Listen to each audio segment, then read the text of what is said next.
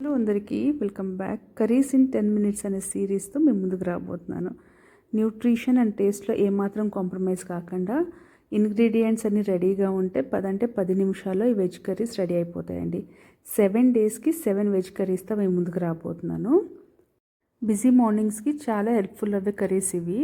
ఈరోజు day 1 of curries in 10 minutes అనమాట. దాంట్లో మన ఫస్ట్ రెసిపీ వచ్చేసి తోటకూర పెసరపప్పు ఫ్రై.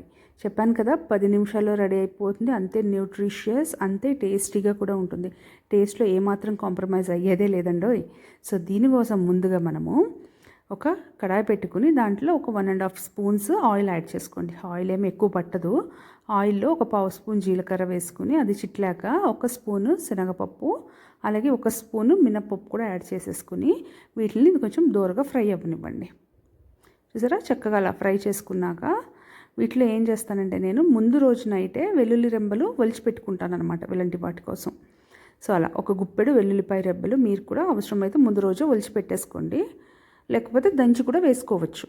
సో దీనికి ఒక 2 to 3 రెడ్ చిల్లీస్ కూడా యాడ్ చేసుకుని ఫ్రై చేసుకున్నాను. ఇప్పుడు దీనికి ఒక 3 to 4 గ్రీన్ చిల్లీస్ స్లిట్స్ చేసుకున్నాయి, అలాగే కొంచెం కరివేపాకు కూడా వేసుకుని ఫ్రై చేసుకోవాలి. ఇవన్నీ చక్కగా ఫ్రై అవ్వాలి. మీడియం ఫ్లేమ్లో పెట్టుకుని ఫ్రై చేసుకోండి. ఇప్పుడు నేను కడిగి పెట్టుకున్నాను అనమాట. తోటకూరని కడిగి ఆ తర్వాత కట్ చేసి పెట్టుకున్నాను. ఇవి 2 స్మాల్ కట్టలు అనమాట వేసేసుకున్నాను. అలాగే ఒక 1/2 అవర్ పాటు నానబెట్టుకున్న పెసరపప్పు. ఈ పెసరపప్పుని మార్నింగ్ మీరు లేవగానే వాటర్లో వేసేసుకుంటే నానిపోతుంది అనమాట. సో అలా నానబెట్టేసుకుని మీ వేరే పని ఏమైనా ఉంటే ఫినిష్ చేసేసుకోవచ్చు. సో ఇది కాసేపు నానబెట్టుకున్న పెసరపప్పును కూడా యాడ్ చేసేసుకుని దీన్ని చక్కగా 1 నిమిషము ఆ ఆయిల్తో ఫ్రై చేసుకోవాలి. తోటకూర అండ్ పెసరపప్పు కూడా ఫ్రై అవుతుంది. సో చూపించినట్టు ఫ్రై చేసుకోండి, మీడియం ఫ్లేమ్లో పెట్టుకోండి, మాడకుండా ఉంటుంది. సో ఇలా ఫ్రై అయ్యాక ఇప్పుడు నేను దీనికి కొంచెము పసుపు అలాగే మనకి రుచికి సరిపడా ఉప్పు కూడా యాడ్ చేసేసుకుంటాను అన్నమాట.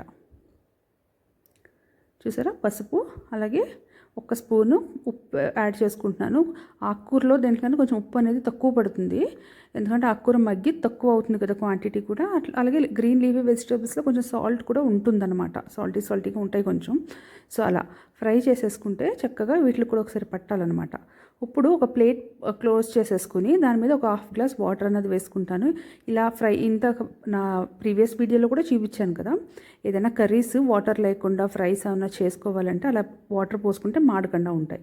చూసారా, ఒక 3 to 4 మినిట్స్కి నా కర్రీ అనేది రెడీ అయిపోయింది. ఫ్రై చక్కగా అయిపోయింది, పెసరపప్పు కూడా చక్కగా మగ్గిపోయింది. అది ఎంత డెలీషియస్గా ఉందంటే కర్రీ ఒక్కసారి తప్పకుండా ట్రై చేయండి. పిల్లలకి కూడా ఇది బాక్స్లో గట్రా పెట్టడానికి ట్రై చేయండి. చాలా న్యూట్రిషియస్, ఇష్టంగా కూడా తింటారు. సో ఇలాంటి రెసిపీస్ కోసం నా ఛానల్ని సబ్స్క్రైబ్ చేసుకోవడం, వీడియో లైక్ చేయడం